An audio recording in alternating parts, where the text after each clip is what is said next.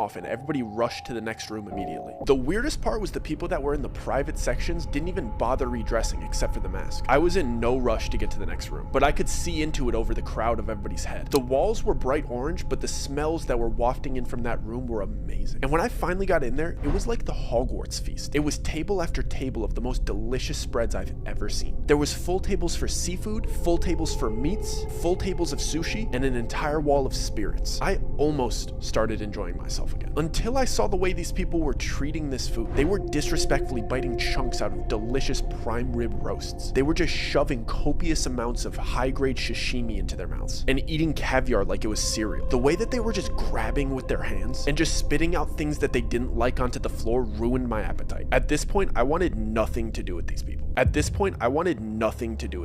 So I went up to the only familiar face in the room. The agent that invited me was the only other person not eating. So I approached him and lifted up my mask so he'd recognize me, considering we'd only met one time. Before I even got out my greeting or got my mask halfway off my face, he abruptly pressed my mask back into place and sharply said, "Mask stay on till the 6th room." He did it in a way that seemed like I was embarrassing him for not knowing the rules. So to ease the tension, I jokingly replied, "So we're only halfway there, huh?" He didn't laugh or make eye contact. He just dismissively replied, "I encourage you to engage in the festivities. A slow drip is better than a flood." He started to walk towards the door as the clock chimed for the next room, like he knew it was about to go off. I didn't like that interaction at all. He's the one that invited me here, and he seemed to have no interest in talking to me. I just kept going over what he said the entire time while we were in the next room. This room was yellow and basically just a casino. I wanted to talk to David privately and let him know that I wanted to leave, but he seemed to just be caught up in the momentum of the party. Plus, there was a roulette table in the room, and David's freakishly good at roulette. So at this point, the winning streak that he's building is the center point of the party. I can't fully focus on what the agent said to me because I have to pretend to be excited about David's winning streak in a fake casino where you're not actually winning money. And like clockwork, the chime goes off. The entire party starts rushing to the next room again, and the vibe changes dramatically. I'm the last person to walk into the bright red room. This room didn't seem to have a specific activity like the others. It was just empty and bright red, and everybody was whispering to each other. For a split second, I thought it might be a big game of telephone or something silly like that, but as I started walking through and brushing shoulders with these people and hearing what they were saying to each other, I started questioning everything. The same people that I saw laughing and celebrating and eating together were whispering the most heinous, offensive comments directly to each other. I mean things that you wouldn't even say behind your friend's back, they were saying it to their face. I'm talking friendship-ending secrets and personal opinions about each other laced with envy and jealousy. I hurried to a quiet corner because I was sick of hearing everybody's dirty laundry after walking around for a minute and a half. And it all clicked. I knew exactly what this party was. I see the host ask the first person in line a question before having them repeat something that he said. When I tell you I am done with this party, I'm absolutely not doing that. All the dots start connecting in my head while everybody's being horrible to each other around me. I'm trying to recap the whole night and remember the order of each room to solidify my suspicions, but the chime for the next room goes off. This time, everybody gets eerily quiet and calm, like they got all of their venom out. The host of the party announces for all of the newcomers to come to the front. All of the attendees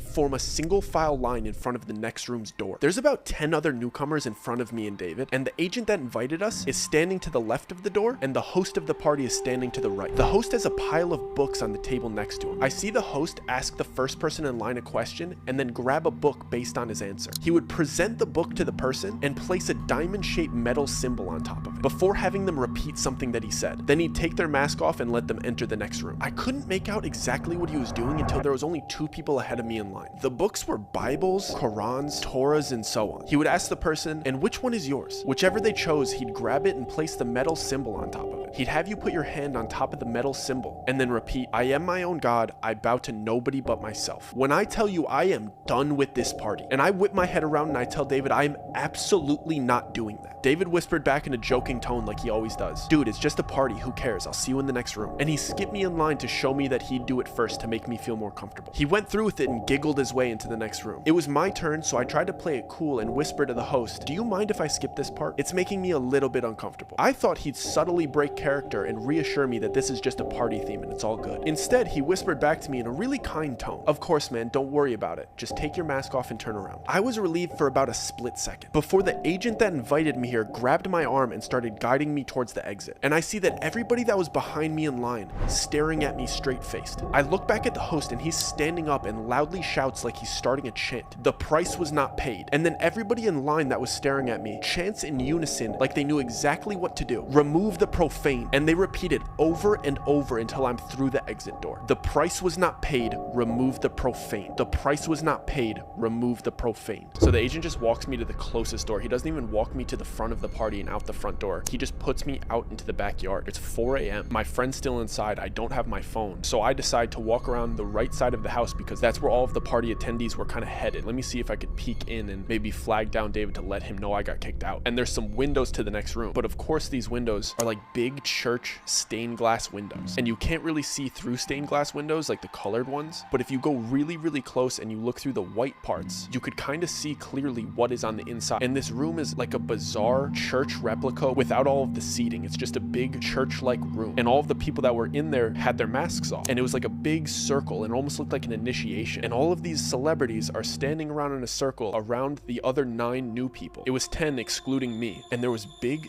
TV grade cameras recording, and it looked like the group of celebrities and everybody else that was there was kind of cheering them on. But then there was clearly people in there that were much more serious and kind of threatening, and the 10 new people were in the middle of this room being forced to do horrible things that I wish I could unsee. And the new people clearly didn't want to do these things. They were being forced to do these things. And they were clearly recording it. And I see my friend being forced to do these horrible things in front of these people and in front of these cameras. I just start panicking. I don't know what to do. So in my head, I'm like, I just need to get out of here. So I start speed walking to the front of the house. And I'm thinking I need to get out of this gate. There's only one street. We're on Laurel Canyon. So it's either I go left and start running towards Studio City, or I go right and start running towards West Hollywood. I'm not about to go knock on other people's doors. I'm just trying to get back to civilization. And I'm trying to remember if we're closer to Studio City or if we're closer to West Hollywood. I don't even know. As I get to the front of the house, one of the employees is standing there, and he's standing in front of a car and he has my phone. I'm not sure if he knows that I just saw everything, so I'm kind of standing there deer in headlights, but he just politely goes, here's your phone and here's your ride. Don't worry, the driver will take you home. So I take my phone and I sit in the car and I'm trying to gauge to see if this driver has any malicious intent, but he doesn't seem to. And within the first 3 minutes,